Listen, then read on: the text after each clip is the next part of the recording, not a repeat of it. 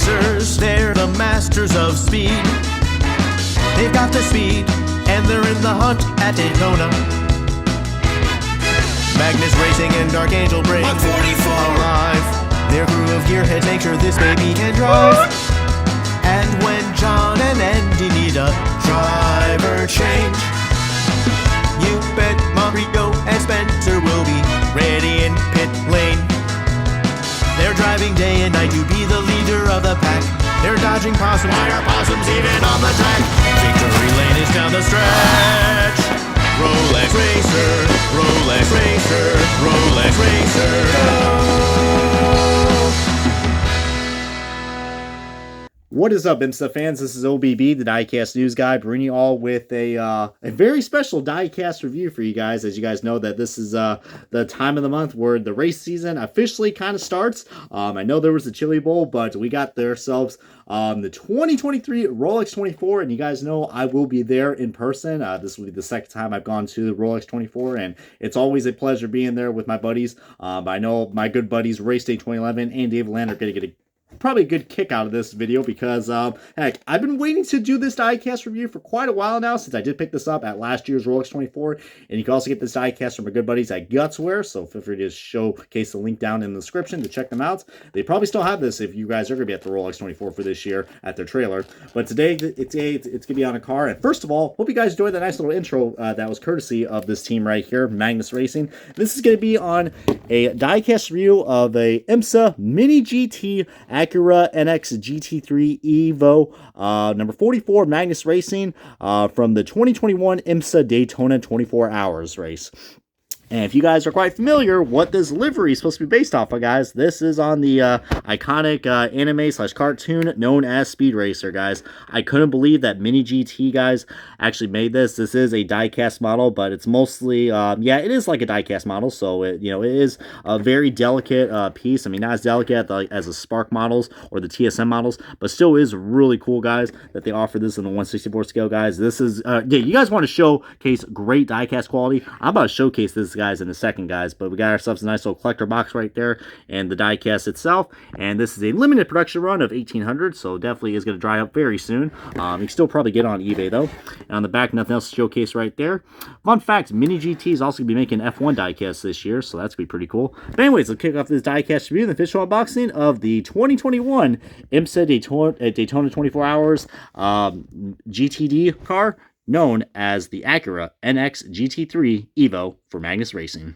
And alrighty, guys, we got this diecast out of its box, and man, let me tell you what, man, this is a really nice model that we got right here for the 164 line for Mini GT diecast. But of course, with every Mini GT diecast, guys, which I haven't done for like a few months now, let's look at the box. So if you guys are, for any NASCAR fans, I'm sure you guys are quite familiar with like kind of a box style like this that we used to have with the OG NASCAR Authentics. So it's a nice little collector box that you can put in your model.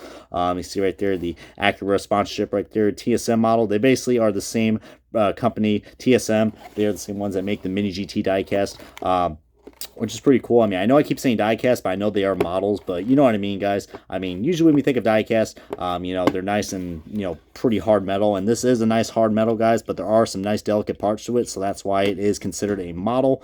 But don't want to get that confusion right there. But get back to the car, guys. This is definitely a really cool representation of the Speed Racer car, which you guys know is mostly just you can see right there, they even got the nice little M right there for Magnus Racing right there to showcase the Speed Racer authenticity right there. So it looks really cool, but I do like they got the nice little this is supposed to represent, I guess, like, I don't know, it's like a Japanese anime, so that's why it has like the circle right there to represent the Japanese flag, which looks really nice, man. I'm kind of glad that they kind of went pretty creative with this livery, guys. You see Rolex Racer right there instead of Speed Racer because copyright, but that's really cool they did this, guys. I mean, I love it when some manufacturers get a little creative with this, and especially for the company like with the team like Magnus Racing, guys, who have had a pretty good rich history for IMSA, guys, for quite a while now. As you guys know, they are, 2 time winners in the Rolex 24 in their classes. I think that they were the 2012 GT winners and also the 2016 GTD winners for the Rolex 24. But however, I can't really say too much good about this car, considering that, they didn't really had good luck in this car, guys. I think they were finished 33rd overall at the 2021 Rolex with the GTD class. You see right there with the green accents and the green banner. That's the main reason why you can tell this is a GTD car, because of the green and also the GTD logo right there, the LED scoring panel right there. But we'll probably get more in the second, guys, because I want to show you guys the fine details that these TSM models have to offer, guys. So you can see right there, we do got mirrors on this car, which are rubber, which is really cool. I'm glad that they are rubber, because those would be very easy to break off, so I don't recommend doing what I'm doing right now. But you see the Acura windshield right there with the green banners, look really nice. And you got WeatherTech, the Magnus M right there. And you see just all the different inlets right there. Just really cool, man. Such great detail. And you see the Acura. And you can see right there, this car actually has headlights and, the grille panels as well. And see the splitter, really, really detailed right there. Really nice, man. I think they just did a good job for a 1/64 scale diecast. Looks really cool. And they also got, I find kind of funny as well, guys, you see right there that these are supposed to be Michelin tires, but they do have the Michelin branding. Or actually, no, I think they were either Michelin or Continental, as far as I know. I'm trying to remember what the year is that they switched from Continental to Michelin's. I believe it was in 2021 they went to Michelin. But you see the details in the tire, looks really nice. They probably couldn't fit the printing on the tire, because you see right there, it's a pretty slim profile tire, but that's kind of odd that, they couldn't add it right there, but whatever though. And you see the names of the 4 drivers, which one of them is actually the owner of and founder of Magnus Racing, which I believe is John Potter. And then we got Andy Lally. There's probably 2 names in here for you NASCAR fans that might know Andy Lally, especially growing up in NASCAR from the 2010s. You've probably known him pretty quite well, especially being one of those road course ringers. And then we got Mario Farnbacher, if I'm pronouncing that name right. And we also do got Spencer Pompelli. If you guys remember him, he did made, I think, a few Xfinity starts last year, guys. Filling in for the GT Motorsports number 6 at, I believe, what was it? I want to say it was COTA or Road America at one of those races. And also, I think he drove, also the 08 car as well in the Xfinity Series I'm trying to remember what the team was, but at Portland. So they see right there the just really cool details, man. You got the roof hatch right there. Even the windshields as well are really nice. And I'm trying to get a nice little close-up view on some of these logos, because they are pretty small. But you see the LED scoring panel, and this car does have, opening doors, because, that's when they make the driver changes. The WeatherTech Series logo is a little, blurry, but, for a 1/64 scaled model, that's, pretty normal. Rolex 24, Rolex Racer GTD, and we got for a second I thought it said PP or RR. I'm not sure what that is. Probably some random logo. We got the Michelin Man right there. It's coming for your bitches. The VP. We got Magnus with this partnership they had with another owner. I believe it's I'm trying to pronounce that. Good Lord. Archangel. I'm just gonna say that. Break it up. So Magnus with Archangel. On the back, we got the rear tail lights, which I love the back end of these guys right here. You see, this thing is very detailed. And, of course, the wing.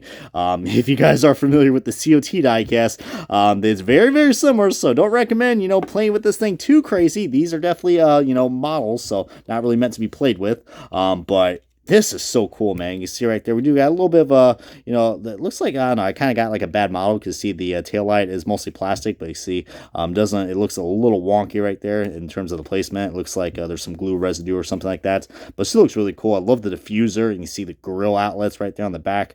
Really nice. The IMSA logo is kind of cut off, but really awesome, guys. But every time you see the number 44 GTD car run, it's going to be Magnus Racing, because this is a pretty iconic number. It's kind of like Meyer Shank is with the 60, and then the 10 with the 10 with freaking Wayne Taylor Racing. But dude, this is so freaking cool, man. I will say, man, this is probably, I would think, probably this is going to be they have made a lot of different versions of the Acura NSX.